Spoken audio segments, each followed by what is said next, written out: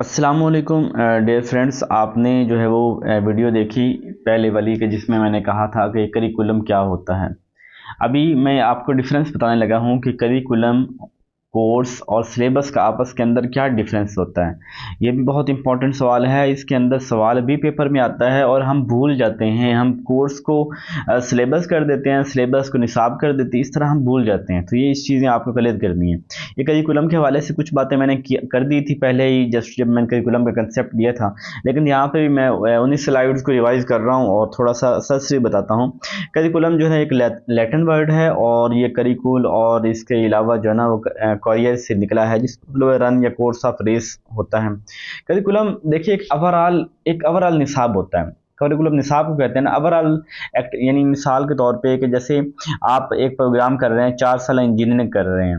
अब वो 4 साल इंजीनियरिंग का गवर्नमेंट ऑफ पाकिस्तान या HEC ने बैठ के वहाँ पे जब वो पॉलिसी बनाते हैं तो उन्होंने बनाया कि जी 4 साल जो इंजीनियरिंग होगी, इंजीनियरिंग इलेक्ट्रिकल इंजीनियरिंग करने के बाद स्टूडेंट इस काबिल होगा। यानी एक विजन सेट किया उन्होंने, उस एक विजन सेट किया है, एक जो डायरेक्शन दी है कि एक इंजीनियर इस काबिल होगा, एक एक पर्सपेक्टिव दिया है कि ऐसा। ये सारी चीज़ें क्या कहलाएंगी? करिकुलम होगा। इन करिकुलम एक ओवरऑल निसाब है, एक सम ऑफ एक्टिविटीज़ हैं, all the activities in the institution. किसी भी इंस्टीट्यूशन के अंदर जो एक्टिविटीज़ हो रही होती हैं, यानी किसी भी इदारे के अंदर जो कुछ पढ़ाया जा रहा होता है, वो इन तमाम educational activities, extra curricular activities, ये सारी जो चीज़ें, इनको हम निसाब कह रहे होते हैं, इनको हम करिकुलम कह रहे होते हैं। ये पर्सपेक्टिव इन नेचर होता है, ये तब सबके लिए सेम होता है और इसका एक अपना एक विजन होता है और एक स्ट्रक्चर्ड एक्टिविटीज़ होती है। और ये गवर्नमेंट ऑफ पाकिस्तान जो है वो इसको डिसाइड करती है। ये एक लॉन्ग टर्म एक्टिविटीज़ है, यानी हो सकता है कि वो करिकुलम 10 साल का हो, 20 साल का हो, 3 साल का, जितनी डिग्री है उतना वह एक करिकुलम, और ये गवर्नमेंट डिसाइड कर रही होती है। ठीक है, तो ये करिकुलम के हवाले से था। अब हम देखते हैं जी कोर्स की बात करते हैं कि कोर्स क्या होता है। कोर्स एक होता है, अब देखें करिकुलम कौन बनाता है? Government of Pakistan. कहाँ पे बन रहा होता है? फेडरल लेवल पे, जहाँ भी वो करिकुलम बन रहा है कि यहाँ पे हमने ये पढ़ाया जाना है और ये उसकी वो आपको पता चल गया। अब आ जाते हैं कोर्स। कोर्स क्या होता है? कोर्स होता है specific subject that is taught in school. देखिए मिसाल के तौर पे मैंने कहा कि गवर्नमेंट ने ये डिसाइड नहीं किया कि जी मतलब ये सब्जेक्ट ये होंगे। गवर्नमेंट ने ये डिसाइड किया कि जो MA एजुकेशन करने के बाद स्टूडेंट इस काबिल हो जाएंगे, उन्हें ये आता होना चाहिए, वो इस चीज़ पेडागोजी के अंदर वो एक्सपर्ट होना चाहिए, उसको असेसमेंट का तरीका आना चाहिए, उसको वैल्यूएशन आनी चाहिए, वो रिसर्च क्या उसको पता होना चाहिए, उसे साइकोलॉजी की भी पता हो, उसे फिलासफी का पता हो। ये कर दिया। अब कोर्स क्या है? कोर्स वो सब्जेक्ट्स हैं, यानी कम्बिनेशन ऑफ सब्जेक्ट कह सकते हैं। यानी अगर जैसे मैं MA एजुकेशन कर रहा हूँ तो MA एजुकेशन के अंदर मैंने 20 सब्जेक्ट पढ़े थे। कितने सब्जेक्ट? 20। और 20 सब्जेक्ट मेरे क्या है? कोर्स हैं। या 20 सब्जेक्ट मेरे क्या है?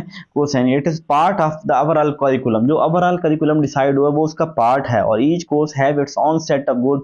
हर कोर्स का अपना गोल है, ऑब्जेक्टिव है, कंटेंट है, असेसमेंट है, वो सारी जो चीज़ें उसकी अपनी हैं।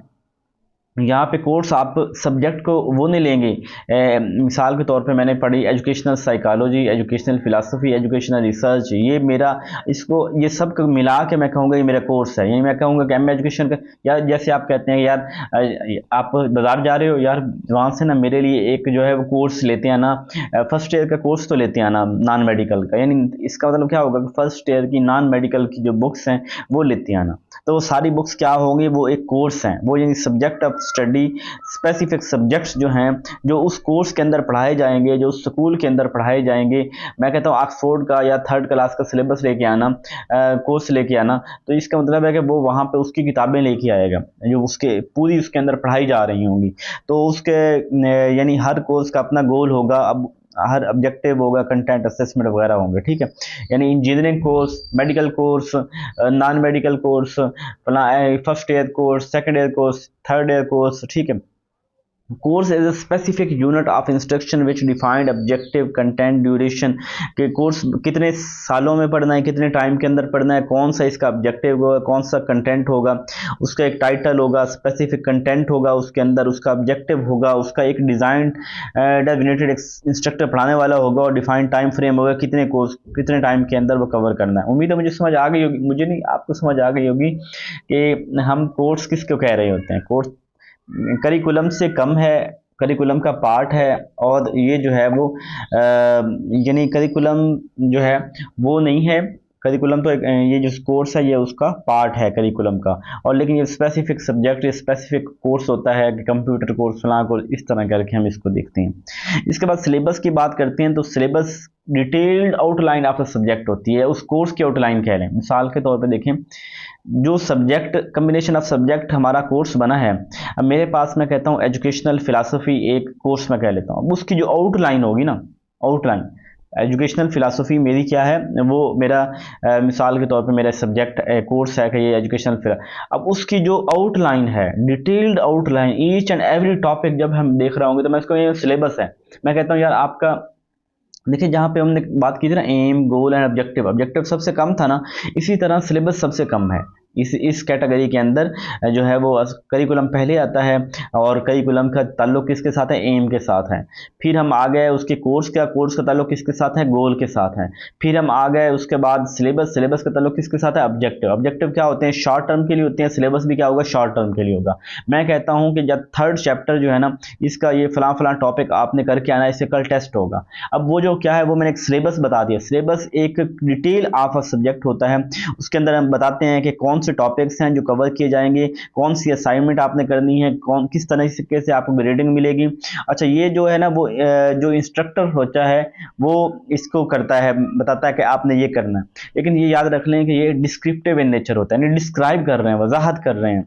और ये जो सिलेबस होते हैं कौन डिसाइड करता है, मिसाल के तौर पे जो आपकी फर्स्ट बुक है, जैसे यूनिवर्सिटी के अंदर आप देखें ना, यहाँ पे दोनों बातें याद रख लें, टीचर्स भी होती हैं, बोर्ड्स भी होती हैं।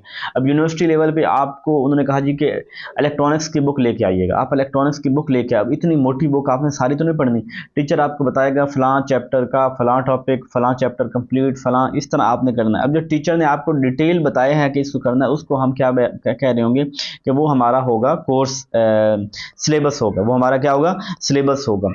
और इसी तरह जो हमारा ये बोर्ड का एग्जाम होता है, जैसे फैसलाबाद बोर्ड 9, 10, 11, 12 का एग्जाम ले रहा है, तो वो जो एग्जाम ले रहा है वो उसके लिए किस में से एग्जाम दे रहा है, वो हम सिलेबस में से एग्जाम ले रहा है कि इस सिलेबस में से एग्जाम होगा। जैसे वो कोर्स ऑफ स्कीम हमें देते हैं कि हमारा जो सिलेबस है इसमें से इस तरह आएगा, तो यानी वो बता रहा होता है कि ये वाली चीज़ें जो है ना वो पेपर के अंदर कवर होंगी, ये इस चीज़ में से जो है ना वो पेपर आएगा, और एक फिक्स टाइम के लिए होता है। ठीक है, इसकी डेफिनेशन में देखें अगर हम, तो ये सिलेबस द डिटेल्ड आउटलाइन और प्लान फॉर स्पेसिफिक कोर्स, किसी भी कोर्स जो है ये उसकी स्पेसिफिक डिटेल, उसकी आउटलाइन जो है, in providing information on topic, her topic की इंफॉर्मेशन देते हैं, कौन सी असाइनमेंट्स होंगी, कैसे असेसमेंट किया जाएगा, सारी बातें उसके अंदर की जा रही होंगी। इसके अंदर कोर्स ऑब्जेक्टिव होगा, टॉपिक्स टू बी, कौन से टॉपिक कवर होंगे, कौन सी असाइनमेंट होंगी, असाइनमेंट करने का क्राइटेरिया क्या होगा, ग्रेडिंग पॉलिसी क्या होगी, ये इसके अंदर हम बात कर रहे होंगे। ठीक है, उम्मीद आपको पता चल गया होगा कि करिकुलम, कोर्स और सिलेबस के अंदर क्या फ़र्क है। अगर फिर भी समझ ना आई हो तो हम इसके ऊपर जो है वो ग्रुप के अंदर मज़ीद डिस्कशन कर लेंगे। जो भी मेरे पास जो है वो थर्ड बैच के अंदर जो है वो सेकंड थर्ड बैच के अंदर जो मुझे पढ़ रहे हैं, तो इंशाल्लाह वहाँ पे हम जो है इसको मज़ीद उसके ऊपर डिस्कशन कर लेंगे। अगर कहीं पे आपको कन्फ्यूजन होगी तो अपना ख्याल रखिएगा। जज़ाकल्लाह।